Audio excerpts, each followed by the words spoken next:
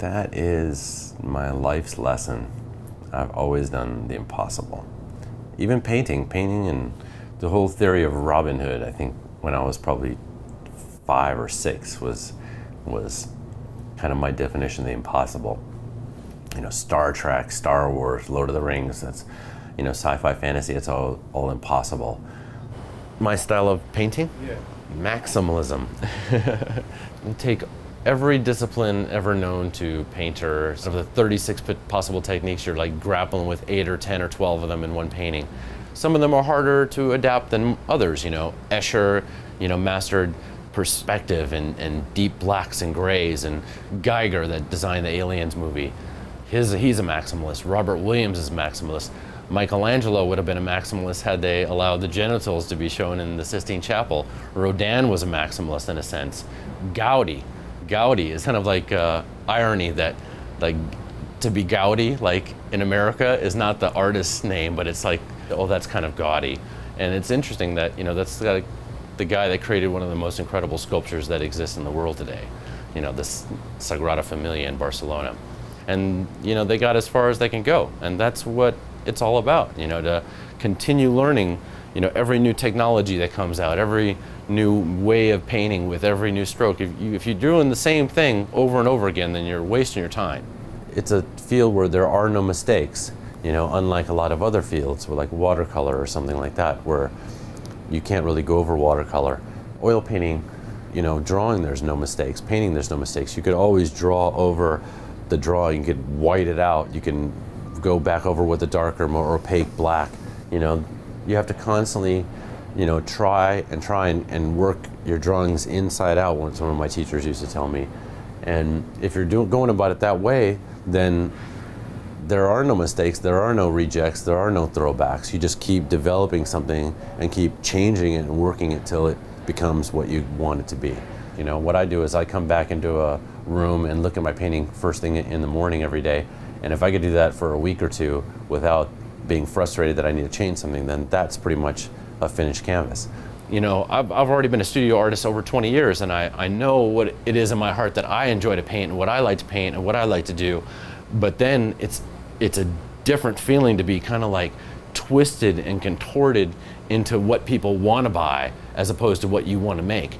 Ideally I'd like to go out there with about 70, 80 pieces, including all my backups, so that when I sell 10 or 12 pieces, which is going to be my first target goal in a day, that I have enough to replace them with. The first time I did it was back in Venice Beach, probably 1988, 86, 87, 88, something like that.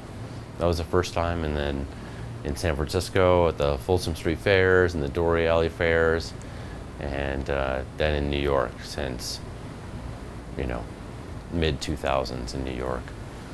One thing that I learned recently is that the quality level just has to be so much higher on these pieces. You really have to put in a lot more work, and the pieces have to be close to masterpiece to really get people to really take notice, and say, oh, I'm going to take that one for $30 before somebody else gets a chance to get it. Pieces that sit around for 2 or 3 or 4 weeks that don't sell, I'll paint right over them. These are called candlesticks. I put these little price bubbles on the time frames, and if the price is above the bubble, then I'll make the bubble green. If the price is below the bubble, make it red. And if it's in the middle of the bubble, make it yellow. And that way I can just do my work and walk around the studio and look and see if it's above or below the bubble, and see if I'm have to worry about the stock position or not. So most of the work I do in the market is similar to the painting. It's all about layering and layering and layering. Most of my paintings take 30 to 100 hours. Most of the stocks take about the same amount of time. You have to buy them, and sometimes you're selling because you bought them the wrong time, and you just have to scale in slowly until you get into the right time. I think the problem with most artists is pricing. It's always difficult if you're not represented, and you make 20 pieces, let's say, and you're not selling half of them, then you're having problems. If you sell 1 or 2 of them and you have a really high price point, then it's not so bad. But most people price too high and they don't want to let it go because they just have all these issues. Painting is the defiance of all reality, and so is stock market trading. Stock market trading, taking money, which is so precious, like water, and somebody just gambling with it, most people would think, is like insane. And it's just like with painting.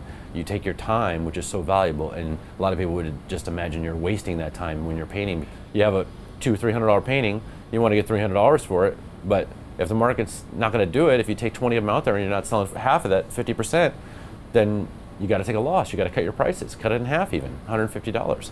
Lower your price, double the production. You have to make up for it on the other end, you know? One way or the other, you just have to figure out how much money you need every day and produce it. That's it, you know? That's basically the way it works. A lot of people may listen to this and think that, oh, I'm painting for money. I don't paint for money, I paint for my life, and I need to make money off my painting. There's a big difference, you know, and you have to figure out what you want to do, and you have to do it seriously, and you control your own reality, or somebody's going to control it for you. You know, that's just the way it goes. You know, if somebody's going to put a high price point on your painting, and you think, oh, that's great, when you could sell it for $500 and they could sell it for $2,000, well, it's not so great if you lose control and you don't have the freedom to do what you want to do.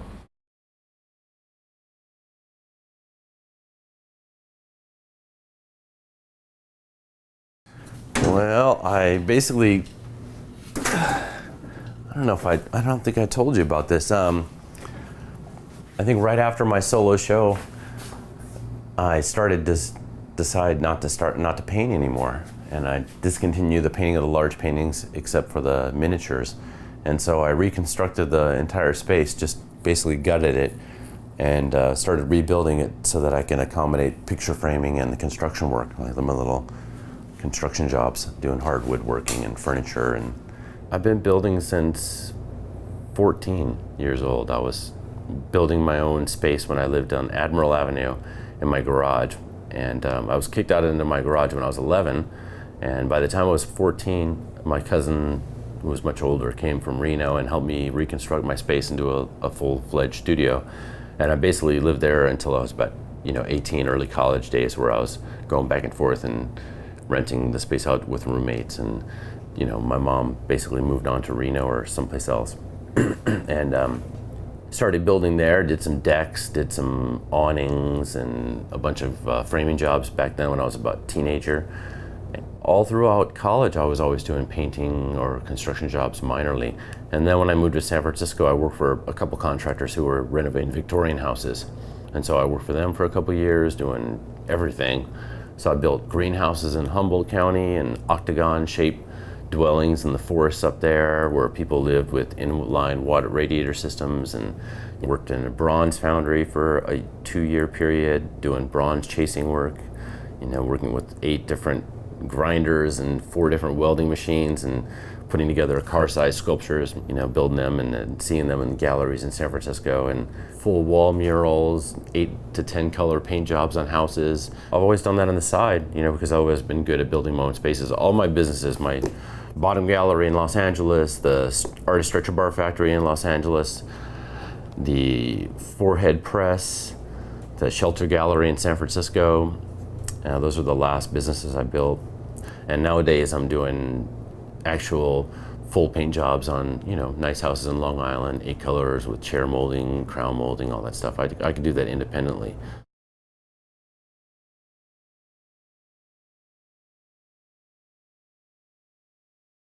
Well, the construction definitely just always reminded me of, how valuable a day's time is.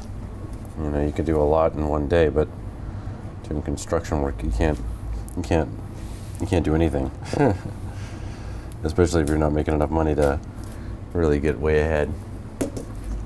But no, I'm back to what I've been doing normally, which is able to produce a lot of work, and then on the side do a couple of small jobs, and the small jobs end up paying more than the construction job ever would, and I'm only spending 1/10 of the time.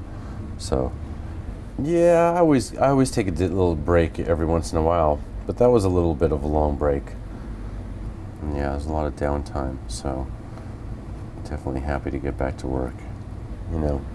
I get depressed if I don't paint after a while. So I have to keep busy. It's coming. It's a little bit better. I gotta get she's gotta be more of a little caricature. I think I have to have her head bigger. My son is always playing with iPad applications, and I've always wanted to do comics, so my idea was to come up with a kid's storybook. and format it like a comic, but we could do some animation in there and kind of use oil paintings as in a way that they haven't been used before. And just came up with an idea, started painting the panels, and then developing the storyline, and eventually we'll throw it onto a platform where we could edit it on the computer and start doing the animation.